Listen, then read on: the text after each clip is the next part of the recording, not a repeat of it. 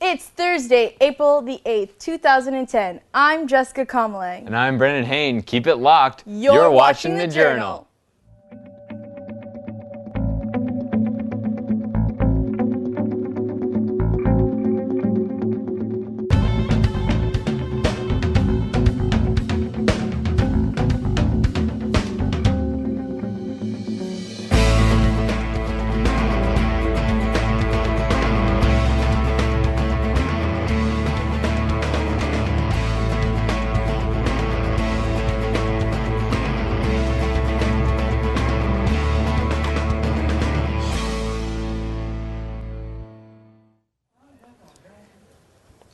The Journal is a news and entertainment show produced by broadcasting and film students here at Centennial College. Today's show includes stories about an urban barber and professional model/makeup artist. We're also going to check out gospel recording artist engineered Junior Henry, learn about anti-racism awareness, have a live in-studio performance by the charismatic and energetic Cricket Man, and then go paintballing. But first, let's meet Adam's God, an alternative dance rock band led by Adam Rave. They are an inspiring dance music moguls who've been together for about 6 years now. Let's get to know Adam's God.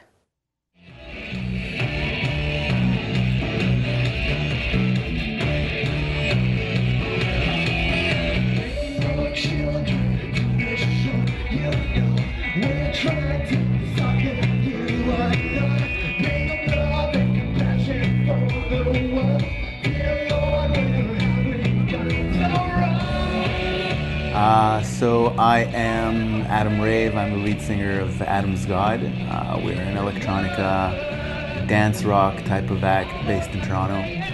We've been playing the scene for about 4 or 5 years now. We have dancey beats, and we know that everyone today likes dancing because it's just something your body does when a good beat comes on. It's natural to start moving around. Every time there's a new song, it has a different flavor to it.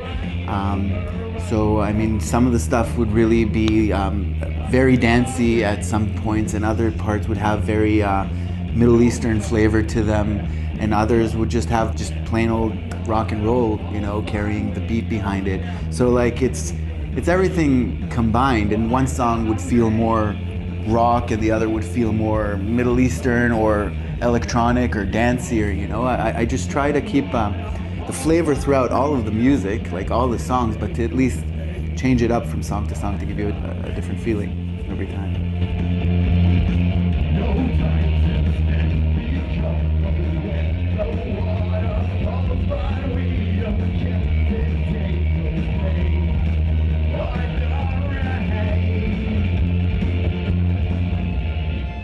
It's a great feeling getting off stage and have somebody, one person even, just one person come and say, you know, you've converted me, I'm a fan. Like, what's your MySpace? What's your website? You know, where can I get this song, that song?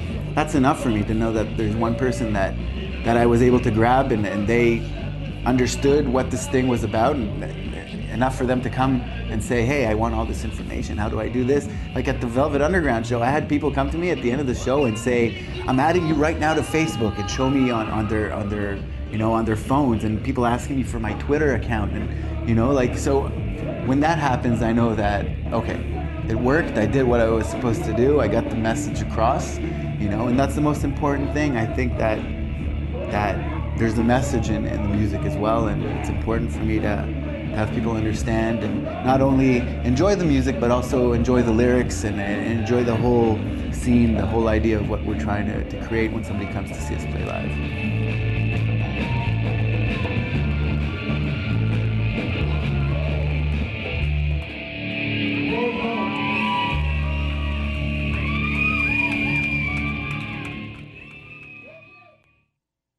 Aren't you glad we let Adam's God into our lives? Yeah, I really like their sound. They got like, that violin really adds another dimension to the music, It's you know? a total different vibe, and cool. I'm so happy that I watched that video. It's cool. So, Sean Douglas brought us that story. Thanks, Sean.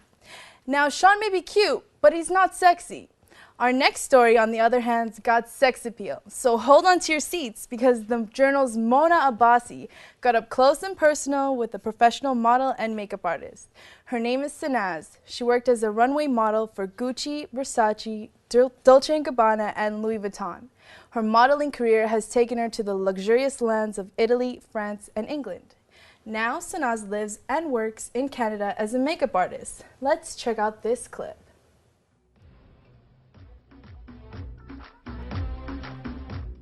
Hi, my name is Sanaz. I'm 27 years old. I was an international runway model, and now I'm a makeup artist. When I was 16, I was hired by a modeling agency. I traveled to Europe and I worked with different designers like Dolce & Gabbana, Gucci, and Versace, Louis Vuitton, and Coach. I got to live in different countries such as England, France, Italy. You have to watch what you eat. You have to be fit. You have to watch your body. And they won't hire you if you are not fit. What inspired me was looking through fashion magazine to be a beautiful woman and model. Since I came to Canada, I'm not doing the modeling anymore, and now I'm a makeup artist. Her biggest accomplishment was working on a Turkish music video called Dinle.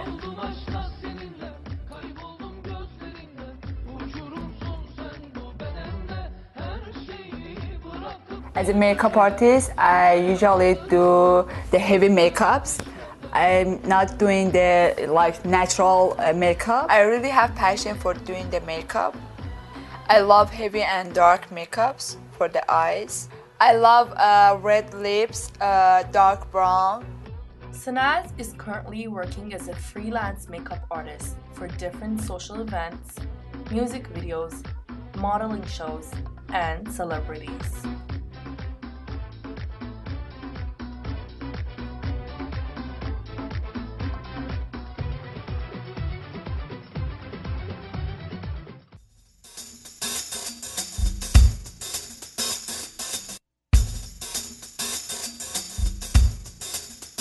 Wow, now that's what I call interactive learning.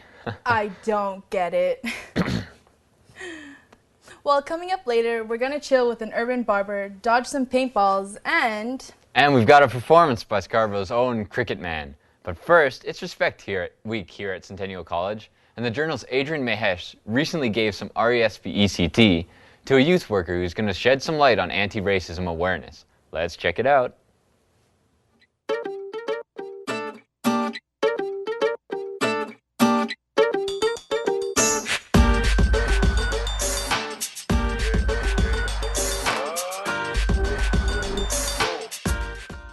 I'm here today at York University attending Ruckus, an anti-racism and discrimination event. With over 400 students attending, this is an event that is sure to cause a lot of noise. Well, Ruckus is a two-day conference that occurs every single year. We are funded by the City of Toronto. It's one of our core projects from the Youth Action Network. And basically every year when we hold this conference, we try to bring together youth groups, schools, entertainers, facilitators, and organizations that are interested in anti-oppression training and anti-racism issues. I thought, just by the way, you were glancing in my direction. Boy, you need to quit, because I was not looking at you.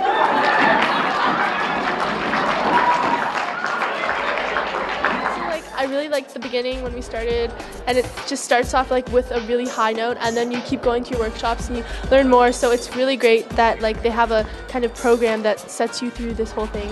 My name is McKaila Richards, and I'm one of the 5 founding members of the Red Slam Collective. And basically we formed a year ago with the hopes of using music and words to promote your identity and to combat, any isms or schisms that are out there. That's kind of what we do. And we initially thought we'd have a smaller group, but a lot of people seem to dig our workshop, and you know, it's all about, you know, just exploring ways of writing, you know, using visual mediums, using music, and then, you know, using your own self as a medium for coming up with lyrics. What is important to you? Where have you come from? And where do you want to go? Very quickly, I'm going to stop you. So you're going to have to work really fast. I'll circulate around the room. And then you're going to share what you've got with Isaac. And then Isaac's going to see if he can put together some instrumentation for you. Call me sassy. Call me rude. But I know I'm more than your average dude. I really like the theme this year for the arts, and I think that in our school especially, we've heard a lot about these issues and these problems, but we've never seen it shown like that with, like, I think Impact did a performance, and that was really amazing. And I think Sun, she had an amazing poetry performance, and that's a must-see for a lot of people in our school.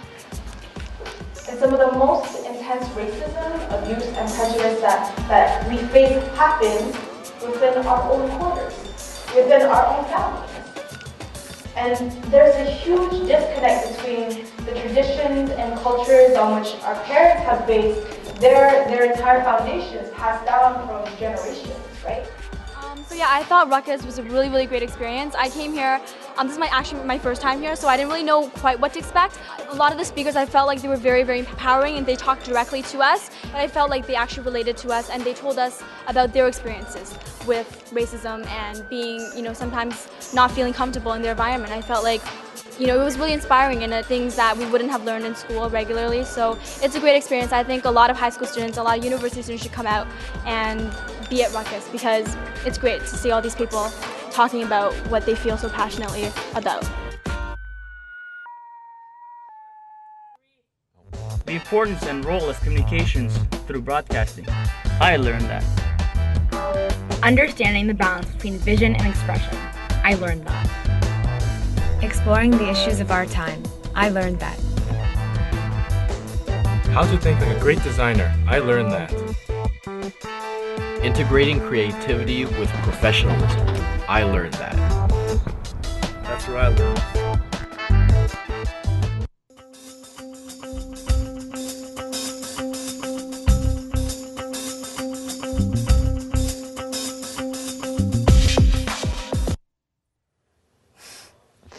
Welcome back. Our next story, we take you to the basements of the nation, where, believe it or not, some of the best barbers in the world hang out. The Journal's Matt Locke takes us into their world of fades, lineups, and crazy designs. Let's watch.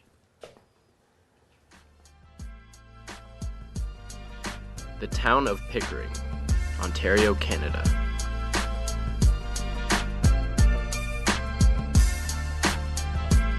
Hi guys, this may look like just a regular house, but inside there's almost like a studio, Jason Chung's art studio.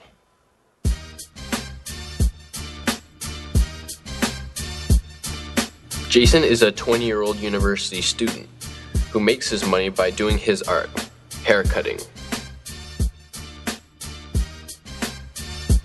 So how is haircutting like an art to you? Well, basically haircutting is an art to me because like anything artistic, it's a form of creative expression, and it's an outlet to kind of showcase my talents. Jason is very well-rounded in his haircutting skills. Right now he's going to show us how he does a fade. To begin a fade, we'll start just shaving all over one length. Sometimes the first one, like, I thought it was a little better than the second one. Right. Yes, so to begin a fade, we'll start off shaving all around the head, a lower length than you cut on the top of the hair. And usually you'll shave it to a guideline so you'll know where to begin and blend the fade.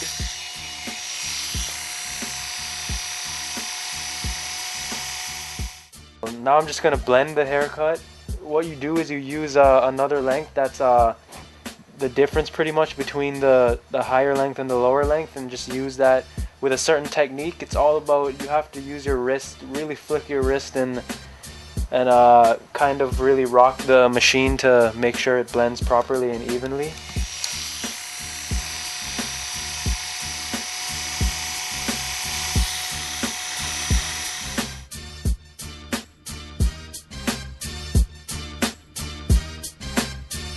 So what makes Jason a great barber?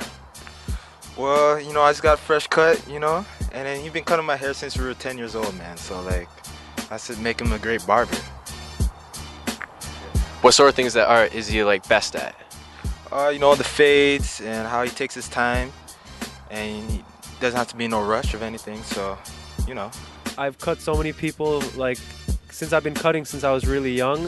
When I went to high school, my clientele just like really exploded because I cut almost, I could say I almost cut probably every person in our grade. Of course, if you want to be an urban style barber, you have to have steady hands, or else a design like this will look like a disaster. Luckily, Jason is one of the best. Now, ever since I was in high school, I heard that Jason Chung was the best barber around. So now I'm going to give it a shot, see what all the hype's all about.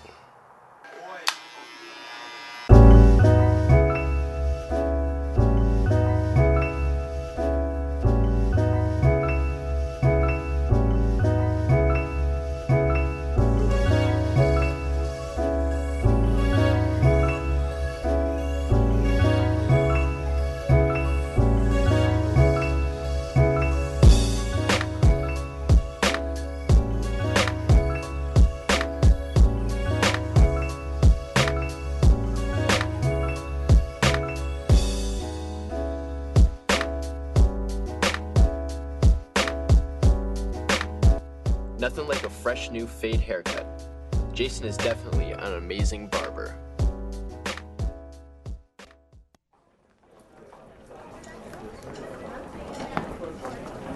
Mayor says kittens are cute? You call that news? Think you could do better? Come study journalism at the Center for Creative Communications.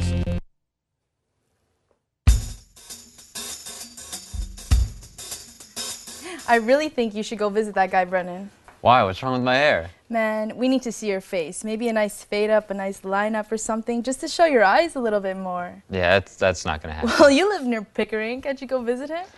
It's not gonna happen. Really? No, Not even chance. for the ladies? Afraid All not. right. So for our next story, let's go paintballing with our very own Kadie Balfour, who was in the mix of a paintball tournament. She's going to give us the 411 on how these paintball tournaments work. With spring here and summer around the corner, trying something new and exciting like paintballing could be just what the doctor ordered.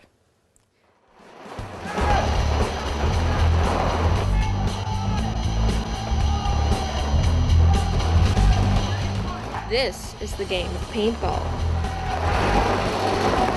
You take these little balls full of paint, put them inside this special gun, and begin your game.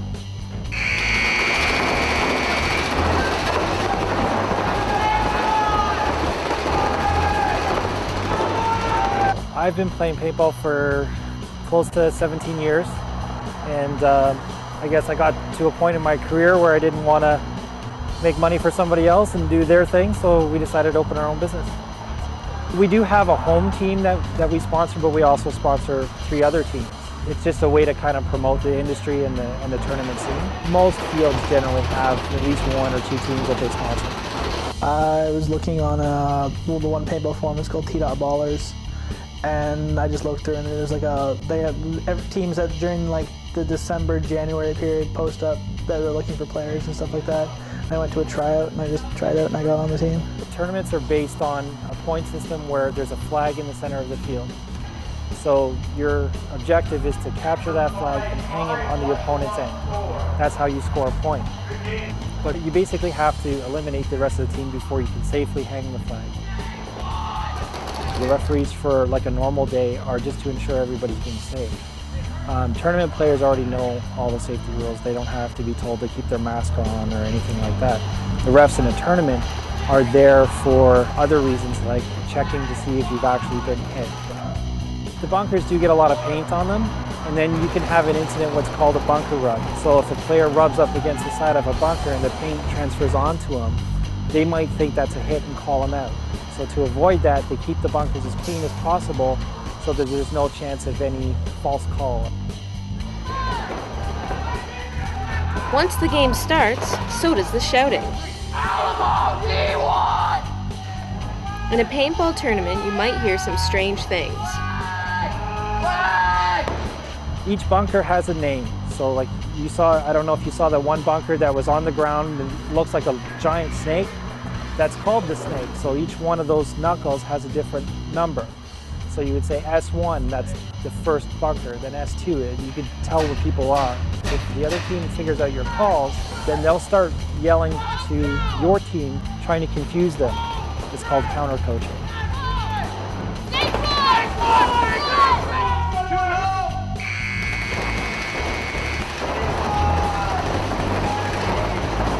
So, now we need to know, can paintball be considered a sport? Paintball's been struggling with that question for a long time. It is very much a team sport, requires a lot of communication, athletic ability, quick reflexes, everything that you would need to play any type of game. But because a lot of people still associate it with a war type game, they don't consider it a mainstream sport. If you're on a team playing games, you're exerting yourself physically. It's a sport. When you're walking out onto the field and you're holding the gun and everything, you're gonna have such a huge adrenaline rush that you'll be kind of shaky. You'll think you're scared, but you're not. Like it's just there's a lot of adrenaline in it, and I think that's why most people don't really notice it when they get shot, because you got so much adrenaline running through you that you just don't notice things. But it's a very exciting game. It's just a lot of fun. It's a great team building exercise. It's a lot of fun to play, and I don't know, I really enjoy it, and I think a lot of people would enjoy it too. So if you're looking to run around, scream, get paint all over yourself, and get a little sweaty, then maybe paintball is the game for you. I'm Kadie Balfour for The Journal.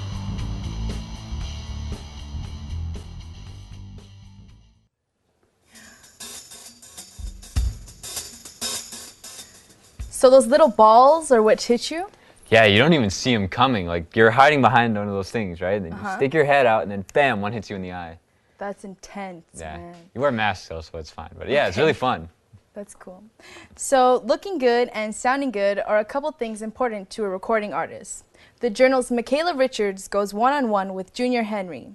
He's a sound engineer currently working on an Orthodox hymn book album. He's gonna preach the gospel to us, so let's tune in. This should be interesting. Hi, greetings to the world. My name is Junior Henry. I am the producer of this project called the Ethiopian Orthodox Hymn Book.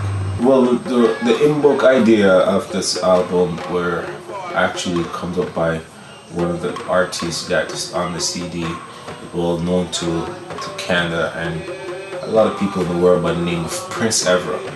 So this idea were coming from Prince Everett, and I myself were embracing it, and I went forth trying to execute it.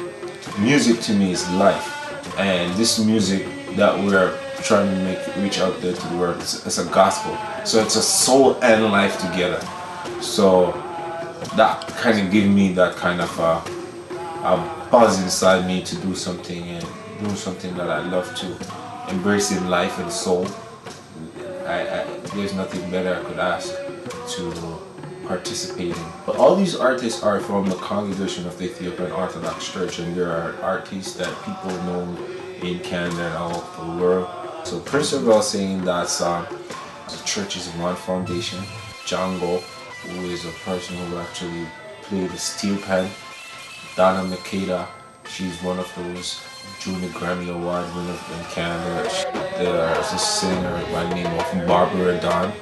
Brother Hamlock, who is a very good instrument player who plays drums. Bonganai, Roger B. I'm trying to get my mom, for sure, who have a beautiful voice.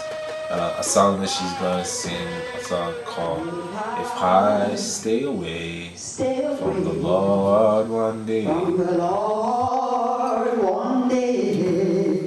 And we also have people from Jamaica who are the same Orthodox that contributed their talent in it too. Right now, the stage that the album is right now, so far we got one track laid, so it should be out there. I give myself until around in December. So we're looking forward to see this project to be a successful project. Wow, Junior Henry is a real talented cat. Thanks for bringing us that story, McKaila, and perfectly segueing us into our in-studio performance. Because without sound, there's nothing to engineer. That's right. Cricket Man comes to us from Scarborough, but proudly reps Canada everywhere he performs. He is currently working on his mixtape, and he's here with us today, and with his partner in crime, Anthony Bills, here on the Journal. So without further ado, here's Cricket Man. T-Dot, T-Dot, yeah. T-Dot. What's up, Cricket? What's good? Chilling on me. We about to set this studio on fire with this song. Shout out to Toronto. Let's go. Let's go. T-Dot. What's good? What's good? What's good? What's good? To your block, from my hood to your hood. What's good? What's good? What's good? What's good? What's good? What's good? From my block to your block, from my hood to your hood. Let me break it down for them. They call him Cricket Man. T-Dot, homie. Yeah. I swear this is all I know. I'm about to go star mode. Super Mario. These catties is on me, yo. These catties is on me, yo. My Jane and Finch fam will really have you dropping low. In Gaga, they rock Louis. Out in Saga, they rock Gucci. And Rexta, they have the same guns as Call of Duty. Walk around Flemo, and I bet you they ask who he. And then have your body breaking up just like the Fugees. My boys from Driftwood. Now there's your worst nightmare. Right, too much ice, and you better hope they just there. Big up the park their way. Ain't nobody play fair. Yeah, they call it Regent Park, but ain't nobody play there. Glendower, Melvin, Lakeshore, Section 6. Rep your hood no matter where it is. I'm in Malton smoking on cannabis. Smoke with me, can you handle it? I bet you say, yes you can. Been hood all my life, so I'm feeling like a jungle man. Hustle homie like you from Bleak or a Palmer. Yeah, I look good. I put that on my mama. Where you from? Everybody feeling me, everybody riding. TTC, what's good? What's good? What's good? What's good? From my block to your block, from my hood to your hood. What's good? What's good? What's good? What's good? What's good? What's good? What's good? Mississauga. What's good? Malton. What's good? Malton. What's good? Yeah, they call me Cricket Man. They call me Cricket Man. They call me Cricket Man. Yeah. T-Dot, what's good? Centennial, what's good? T-Dot, what's good? Yeah. Good, guys. All right, nice really job. Good. Thank you, thank you, thank you. You did really awesome. So how'd you guys get together? How'd you guys start doing this? Well, you know me, I started rapping when I was young, and then you know, I just kept on listening to music, listening to artists, and I just started having a passion for it, so I kept on doing it. Cool. And then I'm here today. Yeah, same thing goes for me. You know, we met up. We went to the same high school, you know, had the same common goal, you know. Okay. So I want to know, and I'm guessing that our viewers want to know too, how'd you come up with the name Cricket Man?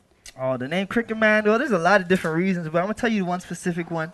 Because every time I'm in the club, I make the club hot. You know, like, what's good? You know what I'm saying? So, yeah, that's how they call me Cricket Man. And Anthony Bills? Yeah, you know, well, my name's Anthony, and, you know, I'm basically married to money, so, you know, I took the last name Bills. It only makes sense. It only makes sense. Right? It only makes sense. Cool. So where can we find your music? Where can we listen to it? You can listen to my music off my Facebook, Cricket Man. That's cricket with a K, not a C. It's not cricket like Jimmy D. Cricket. Stop making those little cricket jokes. It's not funny anymore. High school's done, okay? It's real grind time right now. And I'm pretty sure everybody wants to know where you guys are performing next. Are you in a special club or something? Well, I got a performance coming up on the 16th called Crowd Controllers. And it's going to be a real crazy show. I'm going to bring the whole entourage with me. Yeah, make sure you guys come out. You know, you have to come out support. Yeah, and I also got, like, my DJ's going to be with me, DJ Wake Up. Big up to DJ Wake Up, big up to Malton, and you know what it is. Okay, so everybody watching, he's going to be live at that venue, so don't miss it. And next week on the show, we are going to be featuring a zoo and the immigration process. We'll also be taking a look at the world of anime. Could be cool. You guys have any shout outs? You know, I like to shout out everyone who's been messing with me since day one. Facebook, I'm there all the time. Yeah. You guys gotta listen to my new single. I'm gonna call it Tipsy Text because you know when you're drinking and you're texting, you could say anything. All right. Well, we're gonna end the show now, but we'll love to have you play that for the credits. How about that? All right, let's go. Tipsy Text time. Let's do it. Cool. Get your phones out. See you next week. This should be played See at that? high volume. See that? Blackberry, you know? Yeah. It's Club Blackberry. Life. Yeah. You know what we do. It's crazy, man. You know I'm tipsy and texting. I said I'm tipsy and texting. You can drunk text me, I think it's sexy. Yeah. You can drunk text me, yeah, I think it's sexy, girl. You can drunk text me, I think it's sexy. Yeah. You can drunk text me, yeah, I think it's sexy, girl. Tipsy text and tipsy text, girl send me a tipsy text. Tipsy text and tipsy text, girl send me a tipsy text. Tipsy text and tipsy text, girl send me a tipsy text. Tipsy text and tipsy text. That's what you said to me? She said I promise, I'm not usually this honest. I promise, I'm not usually this honest. She said I promise, I'm not usually this honest. Yeah. Not usually this honest. Yeah. Not usually this honest. She texts me like, boy, what's up? Like the volume in the ride, she was so turned up. Boy, I'm in the mood. What you wanna do? I'm so sorry, my boyfriend don't get along with you. Send a pic of the body, catch it, say come get it, boo. I text her, I can't, I'm with my crew. Okay. She texts back like so brand too. I am cricket, he is lizard, now you messing with the zoo.